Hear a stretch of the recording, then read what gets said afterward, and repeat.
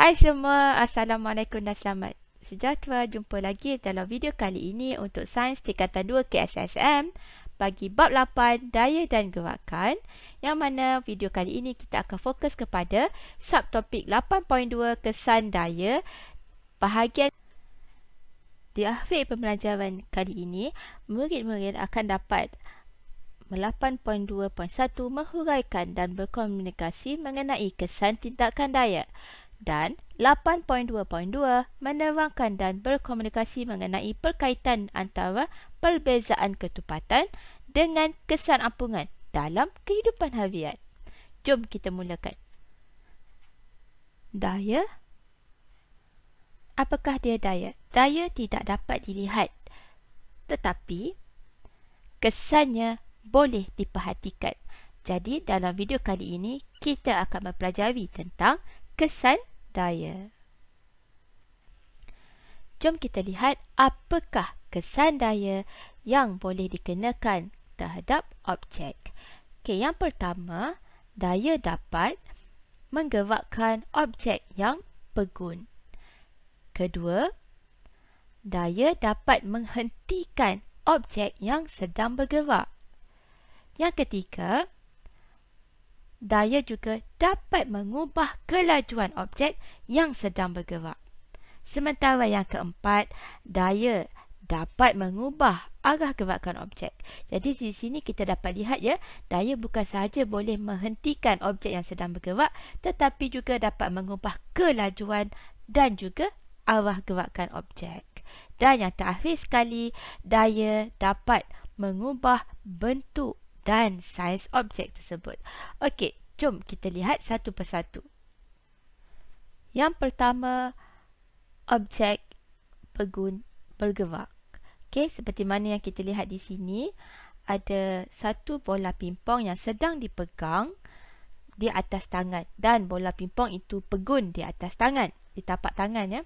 Kemudian bola pimpong itu dipukul dengan menggunakan pemukul pimpong, kayu pimpong, dan seterusnya bergerak ke arah hadapan. Jadi di sini kita boleh lihat bola pimpong yang sedang pegun boleh digerakkan jika dikenakan daya. So ini adalah salah satu contoh kesan daya, iaitu dapat menggerakkan objek yang pegun. Contoh yang kedua, okey, dan kat sini kita boleh nampaklah arah daya. Okey, dan contoh yang kedua pula ialah bola sepak yang dikenakan daya kepada bola tersebut dengan menyepaknya. Jadi bola yang pegun itu pada asalnya boleh bergerak. Jadi objek pegun jika dikenakan daya, sama ada daya tolakan ataupun dipukul atau disepak, maka objek tersebut boleh bergerak. Dan ini adalah contoh kesan daya. Kesan daya yang kedua pula ialah daya dapat menghentikan objek yang bergerak. Okey, seperti ini ya, bola pimpong ini sedang bergerak dengan lajunya, tetapi dengan menggunakan tangan, okey, daya dapat menghalang bola itu daripada digerakkan. Jadi ini adalah arah daya daripada tangan. Okey, ini adalah kesan daya yang dapat menghentikan bola pimpong itu bergerak. Dan sama juga seperti mana bola sepak ini. Okey, yang mana pergerakan bola ini ditahan atau disekat oleh kaki pemain bola. Jadi mari kita lihat arah daya. Okey, jadi daya kita dapat lihat daripada dua arah di sini. Jadi akibat ada daya daripada kedua-dua arah tersebut, maka bola itu berhenti bergerak. Jadi daya yang dikenakan pada arah yang bertentangan dengan pergerakan objek. Okey, di sini kita boleh lihatlah bertentangan dengan arah gerakan bola pimpong dan juga bola sepak, maka objek itu akan berhenti bergerak. Jadi ini adalah kesan daya yang kedua.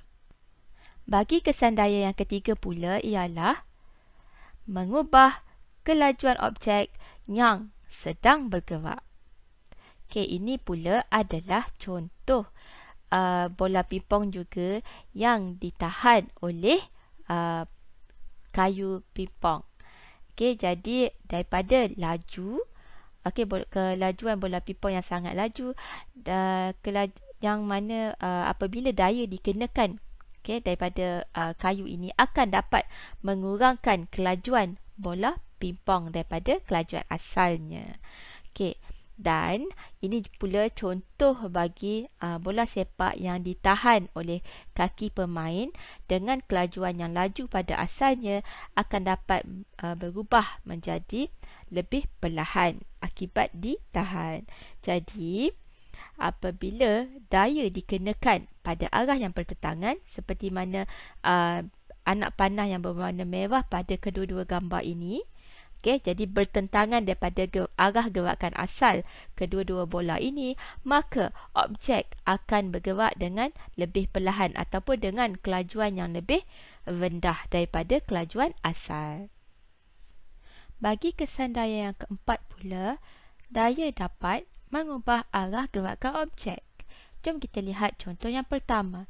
Di sini ada sebuah raket yang diletakkan untuk menghalang pergerakan bola pingpong, suatu bola pingpong yang sedang bergerak. Jadi pergerakan bola pingpong ini yang bergerak ke arah raket ini, okey, akan seterusnya menyebabkan ia akan melantun ke arah yang berbeza. Okey, jadi di sini adalah daya yang dikenakan oleh raket tersebut. Okey, jadi kita dapat lihat hasil daripada kesan daya dapat mengubah arah gerakan objek ataupun dapat mengubah arah gerakan bola pingpong ini yang sedang bergerak pada arah yang berbeza kepada arah yang berbeza selepas dikenakan daya. Okey, contoh yang kedua pula ialah sebuah bola sepak yang sedang bergerak, kemudiannya dihalang dan dikenakan daya oleh kaki seorang pemain bola, dan yang mana daya yang dikenakan kepada bola tersebut adalah berbeza arahnya daripada arahnya asal, kerana pemain bola ini hendak pas ataupun menghantar bola tersebut kepada rakan sepasukannya pada arah yang berbeza. Jadi, daya yang dikenakan oleh pemain tersebut adalah berbeza daripada arah asal gerakan bola. Jadi, kita dapat lihat bola akan bergerak pada arah yang berbeza. Jadi, di sini kita dapat lihat apabila dikenakan daya dari arah tepi, sama ada tepi belah kiri ataupun kanan ataupun pada arah yang berbeza, maka arah gerakan objek akan boleh diubah. Kesan daya yang terakhir ataupun kesan daya yang kelima ialah daya dapat mengubah bentuk dan saiz objek. Di sini cikgu nak sharekan dengan anda dua contoh objek, iaitu bola pingpong sekali lagi. Okay, kita boleh lihat bola pingpong dalam keadaan sfera yang comel dan cantik. Kemudian apabila dikenakan daya daripada jari, okay, dengan menggunakan jari kita picit bola pingpong itu, dan bola pingpong itu akan menjadi kemek. Jadi bentuknya telah berubah dan berbeza daripada bentuk asal. Begitu juga dengan saiz bola pingpong tersebut apabila telah pun dikenakan daya ke atasnya. Okay, contoh yang kedua pula adalah bola keranjang. Okay, yang mana bola keranjang ini juga apabila dikenakan daya seperti mana gambar rajah ini. Okay, ini adalah alat untuk menguji kekuatan bola keranjang ini. Okay, jadi apabila dikenakan daya ke atas bola, bola tersebut berubah bentuk dan jadi berubah juga saiznya kerana ia menjadi lebih lepeh, kan? Okay, so kita boleh nampak jelas di sinilah.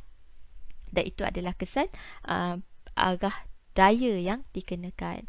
Jadi kesan daya ini kita dapat lihat, okay, daya, apabila daya dikenakan ke atas objek, maka ia dapat mengubah bentuk dan saiz objek. Ada banyak lagi contoh lain yang anda boleh kaitkan dengan kesan daya ini. Contohnya seperti mana anda sedang menekan span, okay, ataupun sedang memicit plastisin.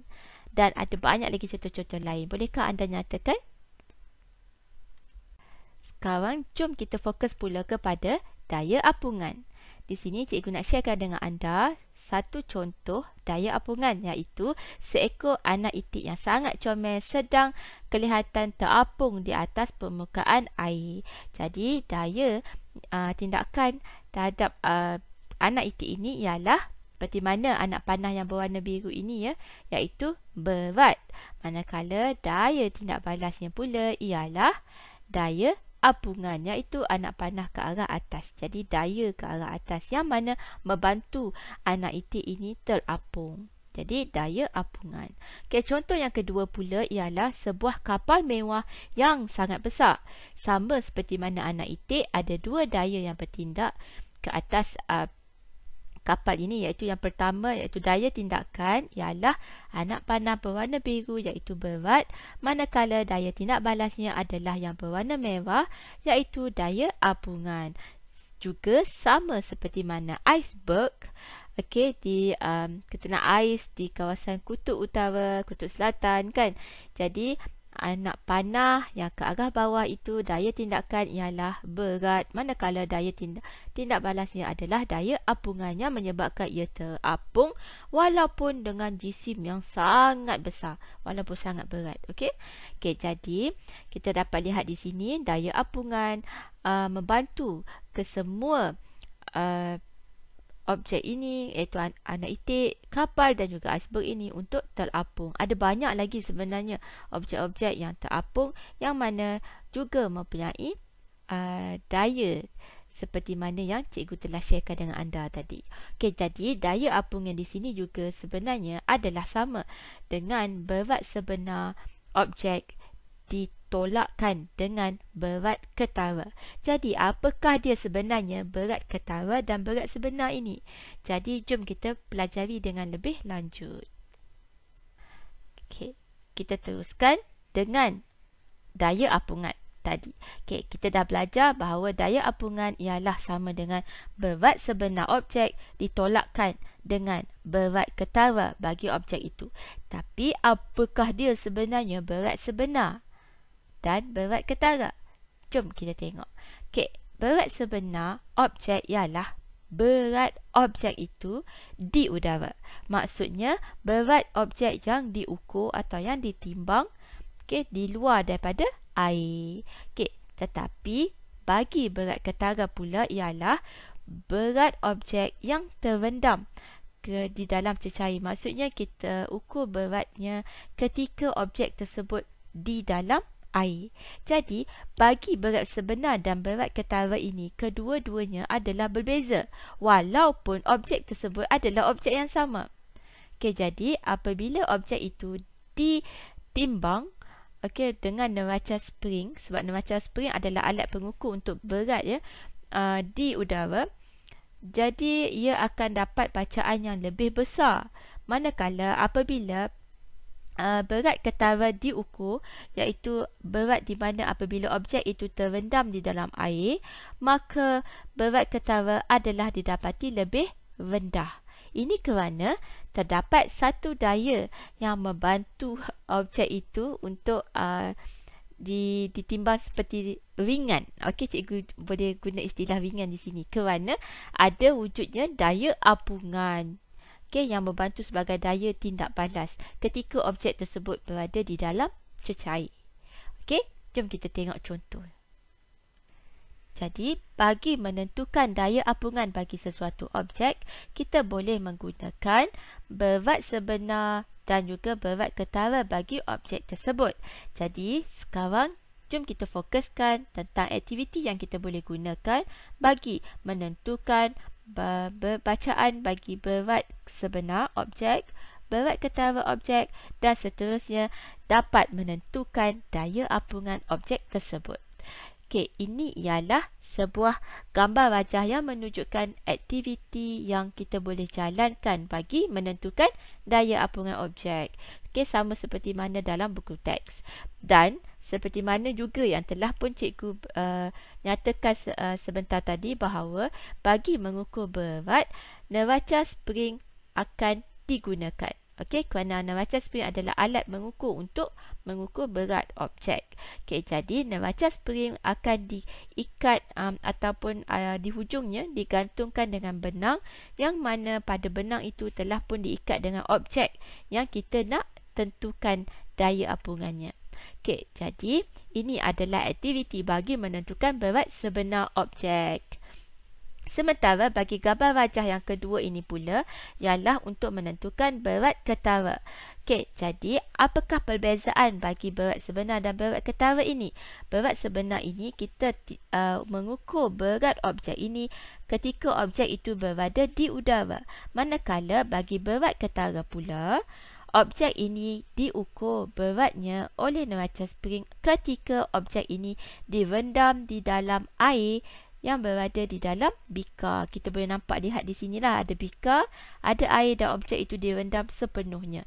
Jadi nilai berat yang ditunjukkan atau yang diukurkan oleh neraca spring ini menunjukkan berat ketara bagi objek tersebut. Jadi dengan menggunakan formula yang telah pun kita pelajari tadi, iaitu daya apungan sama dengan berat sebenar. Okey, berat sebenar itu berat di udara ditolakkan dengan berat ketara, iaitu berat objek yang terendam di dalam air. Okey, jadi jom kita lihat bagaimana kita hendak merekodkan bacaan berat sebenar dan berat ketara yang telah pun diukur dan seterusnya dapat menentukan daya apungan. Okey, inilah dia jadual yang anda boleh gunakan ketika anda hendak merekod beberapa objek yang anda lakukan aktiviti ini. Okey, antara objek-objek yang dicadangkan ialah plastisin. Okey, yang pertama adalah plastisin. Yang kedua adalah penutup botol kaca. Ketiga, penyumbat gabus. Dan yang keempat adalah bola squash. Anda juga boleh menggunakan objek-objek lain yang ada berhampiran dengan anda ataupun di dalam makmal di sekolah anda. Okey, jadi jom kita lihat dahulu satu contoh pengiraan yang cikgu hendak tunjukkan. Okey, cikgu pilih plastisin. Okey, untuk menunjukkan kaedah bagaimana hendak menentukan daya apungannya. Okey, bagi berat sebenar plastisin, okey, iaitu berat plastisin di udara ialah 10 Newton. Okey, manakala berat ketara plastisin yang direndam di dalam air, okey, ialah sebanyak 6 Newton. Kedua-dua bacaan ini diukur oleh neraca spring. Jadi, bagi mendapatkan daya apungan bagi plastisin ini, maka berat sebenar iaitu 10 perlu ditolakkan dengan berat ketara iaitu 6 Newton. Jadi 10 tolak 6 Newton, kita akan dapat 4 Newton. Jadi daya apungan bagi plastisin ini adalah 4 Newton. 4 Newton daya apungannya.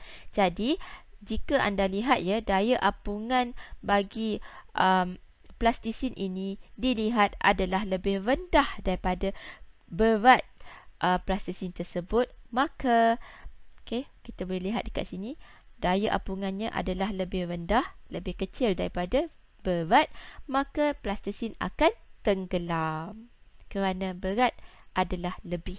Okey, jadi anak panah ke bawah kan, jadi dia akan tenggelam. Jadi dengan menggunakan contoh yang telah pun cikgu tunjukkan ini, anda boleh cuba menentukan daya apungan bagi penutup botol kaca, penyumbat gabus dan bola squash di dalam makmal di sekolah anda. Okey, setelah anda mengukur berat sebenar dan berat ketara bagi objek-objek berkenaan. Dan selepas itu, anda boleh tentukan sama ada objek-objek tersebut tenggelam ataupun terapung. Objek akan terapung apabila daya apungan, nilai bagi daya apungan ini adalah didapati lebih besar daripada berat objek. Okey, kita lihat pula contoh anak itik mainan ini. Okey, yang mana kita sedia maklum bahawa ada daya ke arah bawah iaitu daya tindakan yang kita kenali sebagai berat, dan kita dapat lihat di sini nilai bagi beratnya adalah 10 Newton. dan ini adalah daya tindakan. Manakala ada satu daya ke arah atas pula yang kita kenali sebagai daya apungan, dan kita dapat lihat di sini nilainya adalah 10 Newton, dan ini adalah daya tindak balas. Jadi kita dapat lihat ya di sini nilai bagi berat dan daya apungan adalah sama. Berat adalah 10 Newton dan daya apungan juga adalah 10 Newton. Jadi adalah sama. Jadi apabila F iaitu daya apungan dan berat iaitu W, weight, adalah sama, maka itik ini akan terapung. Ia berbeza pula bagi contoh yang kedua ini, iaitu seketul batu yang jatuh ke dalam air. Okey, yang mana batu ini juga mempunyai berat iaitu sebanyak 10 Newton, sama seperti mana anak itik tadi. Okey, dan ini adalah daya tindakan, tetapi ia juga mempunyai daya apungan. Tetapi daya apungannya, kalau anda lihat anak panah ya, agak berbeza saiz di sini, iaitu anak panahnya adalah lebih kecil. Ini kerana nak menunjukkan bahawa daya apungan bagi batu ini adalah lebih rendah daripada beratnya, iaitu sebanyak 5 Newton. Jadi kita dapat lihat ya, daya tindak balasnya iaitu daya apungan adalah lebih rendah.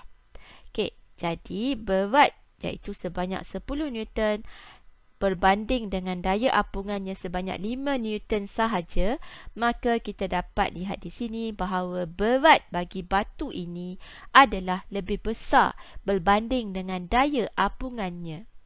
Maka oleh kerana beratnya adalah lebih besar berbanding daya apungan, maka daya apungan tidak dapat ataupun tidak cukup untuk membantu batu ini untuk terapung. Maka batu ini akan tenggelam.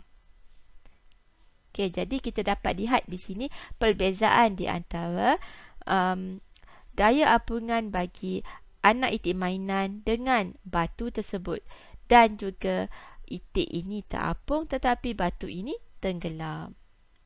Okey, bagi ketumpatan pula, okey, kita dapat lihat di sini sebuah bongkah. Okey, yang kita dapat lihat di sini yang mana mempunyai dua daya. Okey, cikgu highlightkan di sini, iaitu daya ke bawah berat dan daya ke atas iaitu daya apungan. W adalah untuk berat dan F adalah untuk daya apungan. Okey, jadi juga F ini juga dikenali sebagai daya tujah ke atas. Okey. Okey, jadi apakah dia sebenarnya daya tujah ke atas ini? Sebenarnya daya tujah ke atas ini adalah daya yang wujud ataupun terhasil untuk menolak objek naik ke atas. Okey. Dan apabila nilai F ini ataupun daya ini adalah lebih besar daripada berat objek tersebut, maka kita akan dapati bahawa objek tersebut sebenarnya adalah kurang tumpat dan dia akan terapung. Okey, kerana beratnya lebih rendah, jadi dia kurang tumpat. Okey, sementara bagi objek yang tenggelam, okey, bongkah yang tenggelam ini, kita dapati bahawa daya yang bertindak ke atasnya macam biasa adalah berat. Okey, yang mana daya tujah ke atasnya adalah sangat kecil, yang mana adalah lebih rendah jika hendak dibandingkan dengan beratnya yang tinggi. Okey, jadi objek ini dikenali sebagai objek yang lebih tumpat daripada air dan ianya akan tenggelam. Jadi inilah dia perbezaan di antara ketumpatan objek yang terapung dan objek yang tenggelam. Objek yang terapung bermaksud ianya lebih dia adalah kurang tumpat berbanding dengan cecair tersebut, manakala objek yang tenggelam adalah dia dapati bahawa objek itu lebih tumpat berbanding dengan cecair tersebut. Di sini kita akan bincangkan sebuah eksperimen untuk mengkaji kesan ketumpatan ke atas kedudukan objek dalam air. Okey, jadi penyataan masalahnya ialah, adakah objek yang lebih tumpat daripada air ini akan terapung atau tenggelam dalam air? Okey, jadi hipotesis menyatakan bahawa objek yang lebih tumpat daripada air akan tenggelam. Okey, dan objek kurang tumpat daripada air akan terapung. Okey, jadi untuk menjalankan eksperimen ini, kita perlulah menggunakan 4 bongkah bahan yang berbeza dari segi bahannya, ketupatannya, iaitu bongkah kupram, bongkah aluminium, bongkah gabus dan juga bongkah kayu. Okey, kupram dan aluminium ini merupakan logam, manakala gabus dan kayu adalah bukan logam. Okey, keempat-empat bongkah ini perlu ditimbang jisimnya menggunakan penimbang elektronik yang ada di makmal sekolah anda. Jadi anda perlu menimbang satu persatu, iaitu jisim bagi setiap bongkah ini. Okey, setelah ditimbang, anda pula perlu menghitung isi padu bagi setiap bongkah. Bagaimana nak menghitung isi padu? Seperti mana yang anda pernah pelajari di dalam matematik, formula bagi isi padu ialah panjang darab lebar darab tinggi. Jadi disebabkan keempat-empat bahan ini kita menggunakan bongkah yang berbentuk segi empat, iaitu berbentuk kubus, ataupun cube, maka mudah untuk kita menghitung isi padu, iaitu panjang darab lebar dan darab tinggi. Jadi kita akan dapat isi padu dalam unit cm kuasa 3. Dan setelah kita dapat hitung, kita dah hitung jisim dan juga isi padunya, maka kita boleh tentukan ketumpatan bagi keempat-empat bongkah ini. Dan jom kita lihat pula pemboleh ubah bagi eksperimen ini. Pemboleh ubah dimanipulasikan, iaitu yang kita ubah-ubahkan, iaitu ketupatan bongkah. Kerana keempat-empat bongkah ini mempunyai ketupatan yang berbeza, kan? Jadi inilah dia pemboleh ubah yang dimanipulasikan. Bagi pemboleh ubah bergerak balas pula ialah kedudukan bongkah dalam air. Kerana keempat-empat bongkah ini nanti akan dimasukkan ke dalam bika yang berisi air. Dan kita akan lihat bagaimanakah kedudukan bongkah ini di dalam air, sama ada ianya terapung ataupun tenggelam. Itu yang kita nak lihat sebagai pemboleh ubah bergerak balas. Dan seterusnya adalah pemboleh ubah dimalarkan, iaitu isi padu bongkah tersebut. Itu yang kita perlu hitung menggunakan formula. So, kita lihat pula formula bagi ketupatan yang kita dah pernah belajar sebelum ini. Ketupatan ialah jisim bahagi dengan isi padu. Dan ketupatan bagi air, sebab kita nak letakkan semua bongkah ni dalam air, kan? Jadi ketupatan air tulen ialah sebanyak 1 gram per cm kuasa 3. Jadi apabila kita telah pun menimbang, mendapatkan jisim, mendapatkan isi padu dan seterusnya, kita boleh hitung ketupatan. Jadi semua bacaan jisim dan isi padu yang kita telah ukur, kita boleh masukkan ke dalam jadual. Dan inilah dia contoh jadual yang cikgu dah buat untuk anda mudah merekodkan bacaan. Contoh yang cikgu dah siapkan di sini, iaitu bagi kupram, aluminium, gabus dan kayu, iaitu bagi keempat-empat bongkah yang digunakan. Dan juga apakah yang kita nak hitung, iaitu jisim, isi padu dan juga ketupatan. Jisim bagi kupram setelah ditimbang dengan penimbang elektronik adalah sebanyak 62 gram, aluminium 52 gram, sementara gabus 2.9 gram sahaja dan kayu sebanyak 3.2 gram sahaja. Jadi kita dapat lihat di sini, perbezaan bagi jisim kupram dan aluminium yang jauh lebih tinggi berbanding dengan gabus dan kayu. Ini kerana bongkah kupram dan aluminium ini adalah sejenis logam, manakala gabus dan kayu adalah bukan logam. Maka jisimnya adalah lebih rendah. Kerana kita tak sedia maklum bahawa susunan zarah bagi logam, pepejal adalah sangat rapat, kan? Jadi jisimnya adalah lebih. Manakala isi padu yang kita gunakan adalah sama bagi keempat-empat bongkah ini. Walaupun isi padu yang sama, saiz yang sama, tetapi kita dapat lihat perbezaan jisim yang sangat ketara di sini. Jadi isi padu bagi keempat bongkah ini yang sama ini adalah sebanyak 8 cm kuasa 3. Okey, jelas ya di sini? Okey, so daripada jisim dan isi padu yang telah pun kita dapat, jadi kita boleh hitung ketumpatan bagi setiap bongkah ini menggunakan formula ketumpatan sama dengan jisim bahagi isi padu. Okey, cikgu dah hitungkan untuk anda. Okey, untuk kumpulan ketumpatannya adalah 7.75 gram cm negatif 3, manakala aluminium adalah 6.5, gabus 0.36 dan kayu adalah sebanyak 0.40.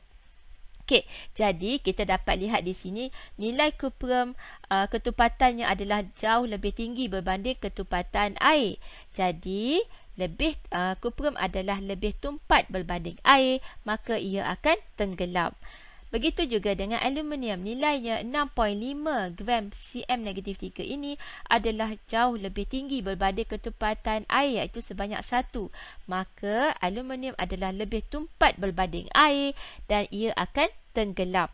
Okey, sementara gabus pula ketumpatannya adalah 0.36 dan ianya lebih rendah berbanding dengan ketumpatan air, iaitu sebanyak 1. Maka gabus kurang tumpat dan ia akan terapung. Dan kayu juga mempunyai ketumpatan yang lebih rendah daripada air, iaitu 0.40.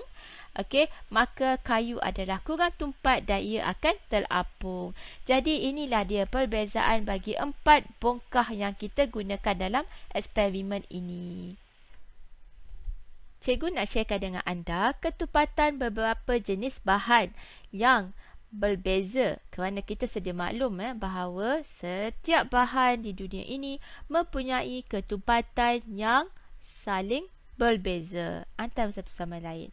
Okey, jadi di sini adalah beberapa contoh bahan-bahan yang kita boleh lihat ketumpatannya. Okey, contohnya adalah gabus yang dilihat di sini adalah mempunyai ketumpatan paling rendah, okey, berbanding dengan bahan-bahan yang lain. Okey, iaitu sebanyak 0.24 gram cm negatif 1 ataupun dalam unit kilogram meter negatif 3 iaitu 240.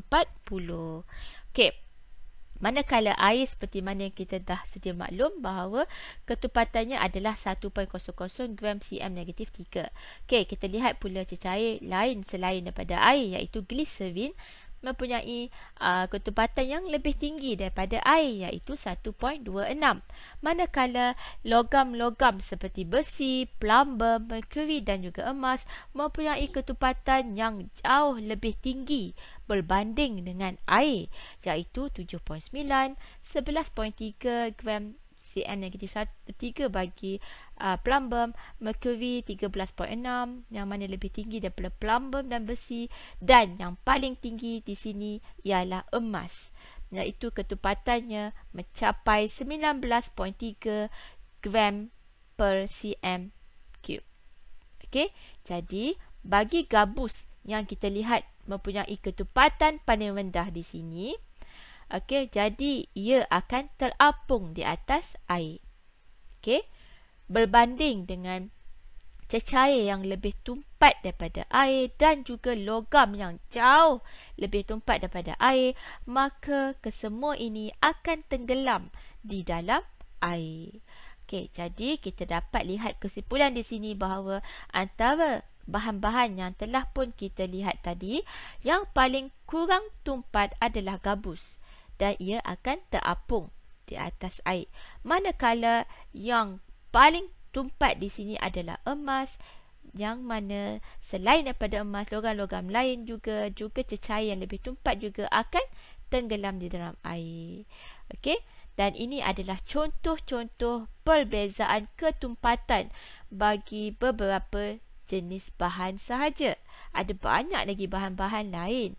Okey, dan juga cecair-cecair lain, juga logam-logam yang lain. Jadi anda dan juga selain daripada cecair dan logam bahan bukan logam juga kita boleh lihat daripada segi ketumpatannya yang lebih rendah ataupun ada juga yang lebih tinggi mungkin. Okey, jadi kita boleh hitung dan lakukan menjalankan eksperimen bagi mendapatkan bacaan bagi ketumpatan ini.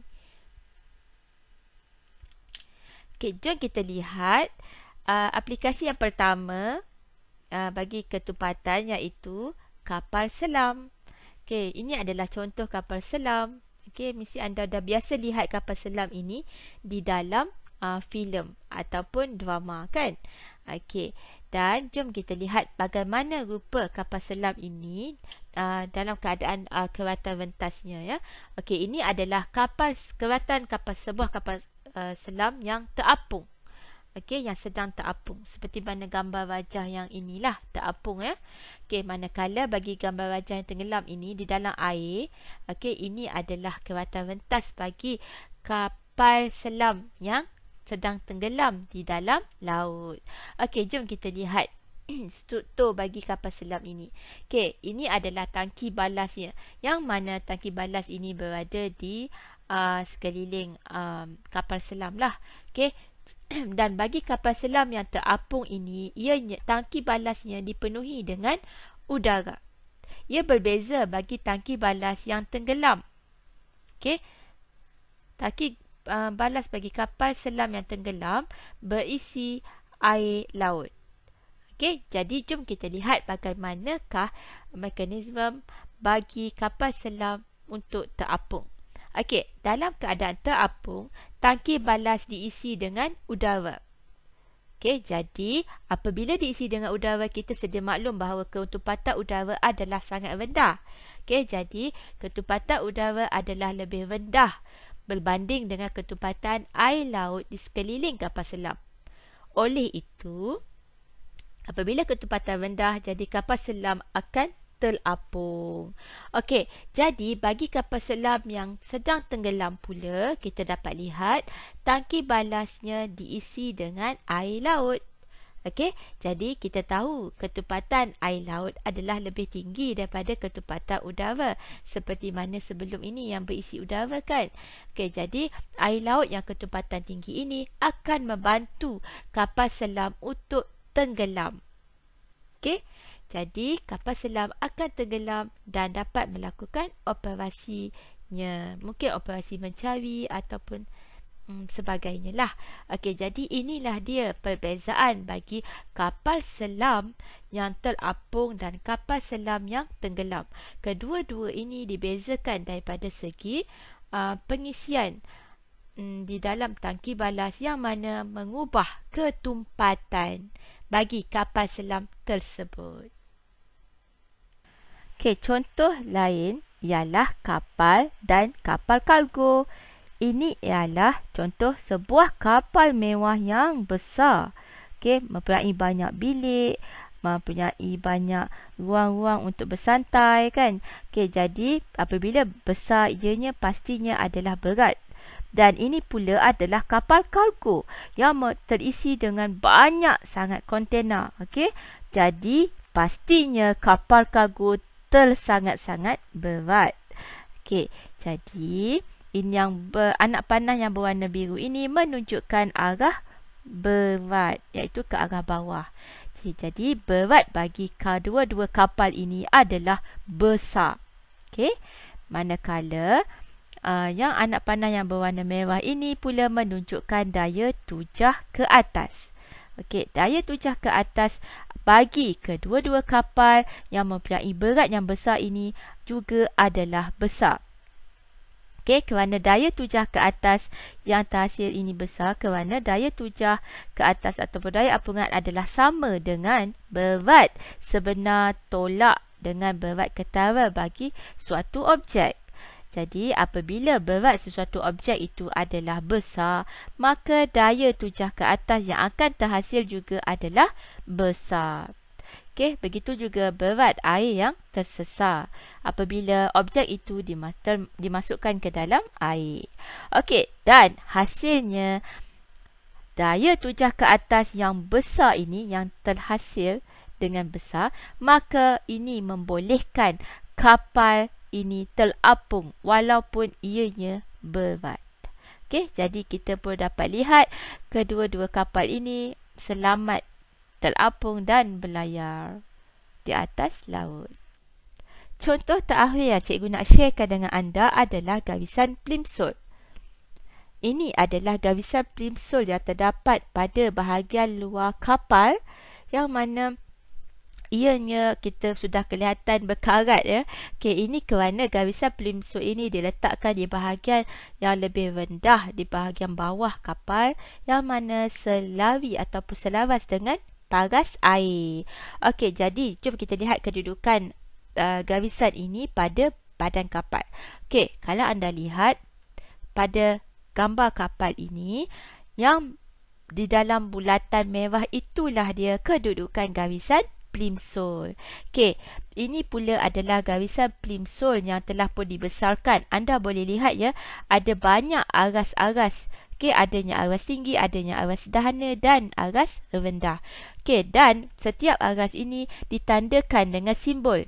Contohnya TF, F, T, S, W dan WNA. Setiap simbol ini membawa maksud yang tertentu. Okey, seperti mana yang cikgu dah share juga di sini. Okey, setiap simbol ini membawa maksud yang tertentu, tetapi ini dalam bahasa Inggeris. Jom kita lihat dalam bahasa Melayu. Okey, TF ini membawa maksud air tawar tropika, dan F pula adalah air tawar. Air tawar ini adalah yang mana lokasinya mempunyai ketepatan air yang lebih rendah berbanding dengan kawasan yang mempunyai air masin, iaitu air laut. Okey, jadi apabila kapal berada pada kedua-dua lokasi ini, okey, jadi kapal akan sedikit tenggelam kerana ketepatan air adalah lebih rendah. Jadi kapal yang mempunyai ketepatan jisim yang besar kan, jadi dia akan lebih tenggelam sedikit.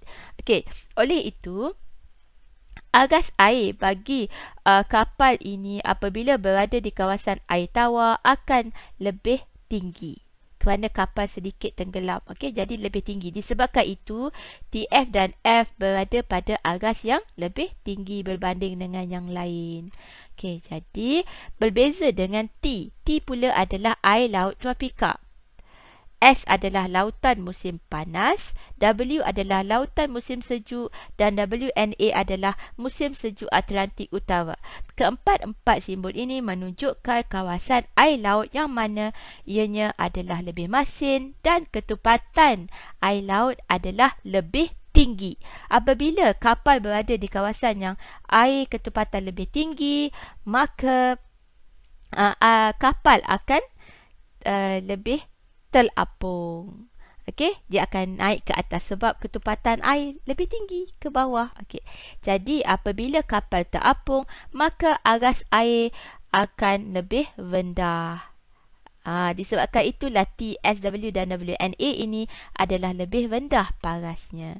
Okey, manakala kita juga boleh lihat di sini ya, musim sejuk dan musim panas juga mempunyai aras yang berbeza. Ini kerana air laut pada musim sejuk adalah lebih sejuk, maka ketepatannya adalah lebih tinggi berbanding dengan air yang lebih panas suhunya. Jadi yang lebih tinggi ketepatan, maka kapal akan lebih terapung. Okey, jadi kita dapat lihat di sini gawisan plimsoll ini sebenarnya adalah untuk tujuan keselamatan kapal.